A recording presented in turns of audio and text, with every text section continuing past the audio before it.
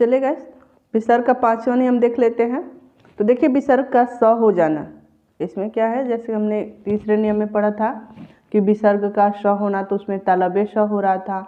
और चौथे नियम में हम लोग विसर्ग का स होना, तो उसमें मूर्धन्य श हो रहा था। और ये देखिए 5वां नियम है, तो विसर्ग का श होना, तो इसमें दंती स हो रहा है। तो ये नॉर्मली स है। तो चलिए हम इसको बोलते हैं, चलिए हम इसके बारे में चर्चा कर लेते हैं कैसे स हो जाता है।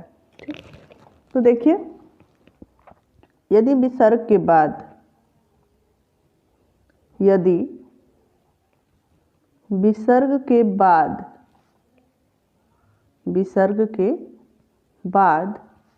त या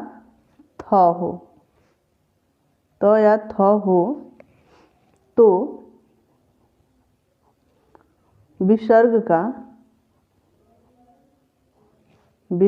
का श हो जाता है। स, वो भी कौन सा स होता है, दंती स होता है, स हो जाता है।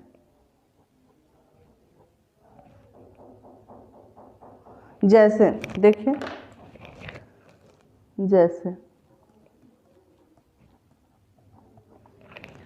देखिए विसर्ग का स होना, तो इसमें क्या होगा, सिर्फ दंती स होगा, वो भी विसर्ग के स्थान पे होगा। जैसे देखिए बोला गया है कि विसर्ग का, सिर्फ विसर्ग का ही परिवर्तन होता है विसर्ग संधि में।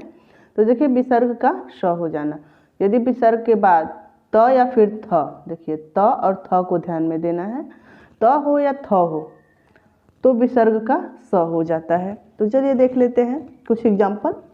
जैसे देखिए नमः प्लस ते, नमः प्लस ते, तो देखिए ये हो गया नम। ऐसा तो कुछ बोला नहीं गया है कि म का परिवर्तन होगा, नहीं, विसर्ग का परिवर्तन होगा। तो देखिए विसर्ग किस में परिवर्तन होता है, विसर्ग का स में परिवर्तन होता है। तो हम नमः तो नम लिख दिए हैं, और विसर्ग का क्या लिखेंगे, स लिखेंगे, वो भी आधा स लिखेंगे, दंती स लिखेंगे, वो भी आधा स लिखेंगे, और फिर ते लिख देंगे, नमस्ते।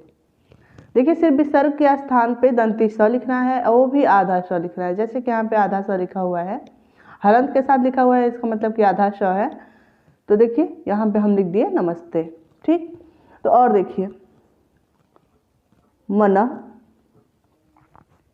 प्लस ताप, यहाँ देखिए ये विसर्ग है, और विसर्ग के बाद क्या आया हुआ है, तो मनः ताप। तो देखिए मन, और विसर्ग का हम क्या करेंगे, श करेंगे, और ताप लिखेंगे। विसर्ग का स हो जाएगा, और ताप लिख देंगे, तो मनस ताप।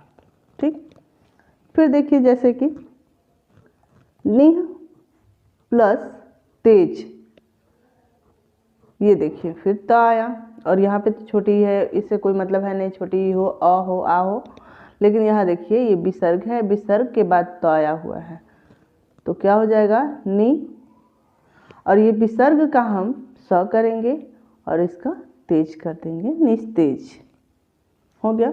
जैसे देखिए दुह प्लस तर, ऊ आ गया, ऊ से तो कोई मतलब नहीं है, ऊ हो, ई हो, अ हो, कोई भी स्वर हो, लेकिन विसर्ग के बाद ही हमें ध्यान देना है कि त है या थ है। तो देखिए त आ गया, तो यहाँ पे दू, और विसर्ग का हम श लिखेंगे, और ये हो गया तर, दुस्तर। तो चलिए देखते हैं। और जैसे कि देखिए हम तीसरा नियम भी पढ़ लिए, चौथा नियम, और ये 5वां नियम था।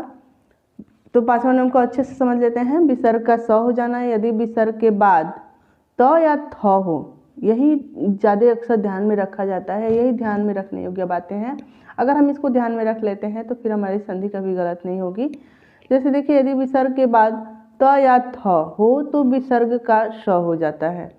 जैसे नमः प्लस ते, तो नमस्ते, मनः प्लस ताप, तो मनस्ताप। जैसे देखिए सिर्फ विसर्ग के स्थान पे हम स लिखे हुए हैं, वो भी दंती स है, वो भी देखिए आधा स है, सिर्फ विसर्ग जहाँ है। जैसे देखिए नी है, तो यहाँ पे नी हुआ, विसर्ग है तो विसर्ग के स्थान पे स, क्यों, क्योंकि विसर्ग का ही स हो जाता है, इसमें कोई वर्ड नहीं चेंज होता है, सिर्फ जो विसर्ग रहता है विसर्ग का स हो जाता है। तो चलिए आज के लिए इतना ही। अगर हमारा यूट्यूब चैनल पसंद हो तो आप हमारे चैनल को लाइक, शेयर एंड सब्सक्राइब करना मत भूलिए प्लीज़।